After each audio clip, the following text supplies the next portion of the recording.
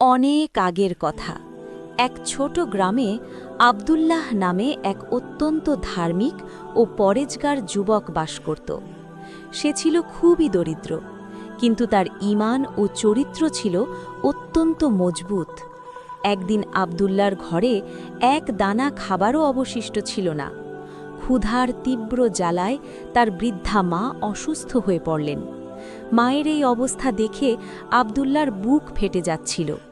সে নিরুপায় হয়ে কাজের সন্ধানে ঘর থেকে বের হল, কিন্তু সারা দিন চেষ্টা করেও কোথাও কোনো কাজ জোগাড় করতে পারল না। শ্রান্ত ক্লান্ত হয়ে ফেরার পথে হঠাৎ রাস্তার ধারে সে একটি রেশমি কাপড়ের থলি পড়ে থাকতে দেখল। কৌতূহলবশত আব্দুল্লাহ থলিটি হাতে নিয়ে খুলে দেখল এবং তার চোখ কপালে উঠল। সেখানে চকচকে 1000 সোনার মোহর ছিল।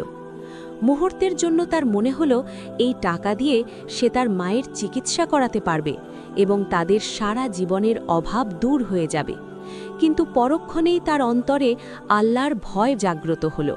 সে নিজেকে ধমক দিয়ে ভাবল, অন্যের সম্পদ ভোগ করা আমার জন্য কখনোই হালাল হতে পারে না। আল্লাহ সব দেখছেন। আব্দুল্লাহ তখন বাজারের মাঝখানে গিয়ে উচ্চস্বরে ঘোষণা দিতে লাগল, হে লোক সকল, কারো কি কোনো সম্পদ হারিয়েছে? আমি একটি ব্যাগ খুঁজে পেয়েছি। কিছুক্ষণের মধ্যেই এক বৃদ্ধ লোক হন্তদন্ত হয়ে তার সামনে এসে বললেন, বাবা, আমার একটি রেশমি থলি হারিয়েছে, যাতে ঠিক 1000 সোনার মোহর ছিল। আব্দুল্লাহ কোনো প্রকার দ্বিধা বা লোভ ছাড়াই থলিটি সেই বৃদ্ধের হাতে সঁপে দিল। বৃদ্ধ লোকটির চোখে মুখে কোনো কৃতজ্ঞতা দেখা গেল না। এমনকি তিনি আব্দুল্লাহকে একটি পয়সাও না দিয়ে সেখান থেকে দ্রুত চলে গেলেন। আব্দুল্লাহর মনে একটু কষ্ট হলেও সে নিজেকে সান্ত্বনা দিয়ে মনে মনে বলল, আমি তো কোনো মানুষের কাছে পুরস্কারের আশায় এটি করিনি। আমি শুধু আমার আল্লাহকে খুশি করার জন্য আমানত ফিরিয়ে দিয়েছি। কয়েকদিন পার হয়ে গেল। আব্দুল্লাহর অভাব অনটন আরও বাড়ল। সে একদিন কাজের খুঁজে এক বন্দরে গেল। সেখানে এক বড় সওদাগর তার জাহাজের মূল্যবান মালপত্র দেখাশোনা করার জন্য একজন বিশ্বস্ত মানুষ খুঁজছিলেন। আব্দুল্লাহ যখন সওদাগরের সামনে গিয়ে দাঁড়াল, সে অবাক হয়ে দেখল, এই সওদাগর তো সেই বৃদ্ধ লোকটি, যার মোহর সে ফিরিয়ে দিয়েছিল। বৃদ্ধ সওদাগর তাকে চিনতে পারলেন এবং তৎক্ষণাৎ তাকে কাজে নিয়োগ দিলেন।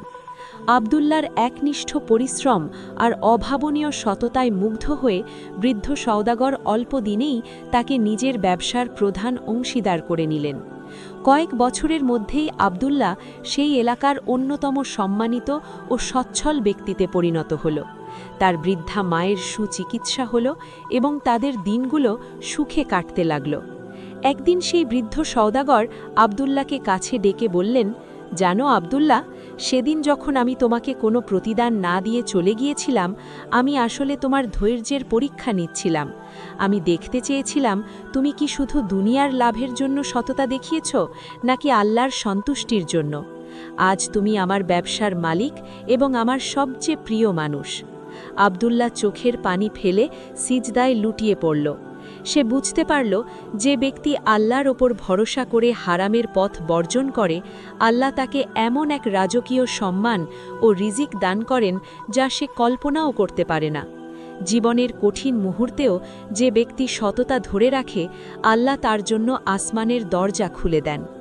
এভাবেই এক যুবকের সামান্য সততা তার পুরো জীবনকে বদলে দিল এবং তাকে দুনিয়া ও আখেরাতে সম্মানিত করল।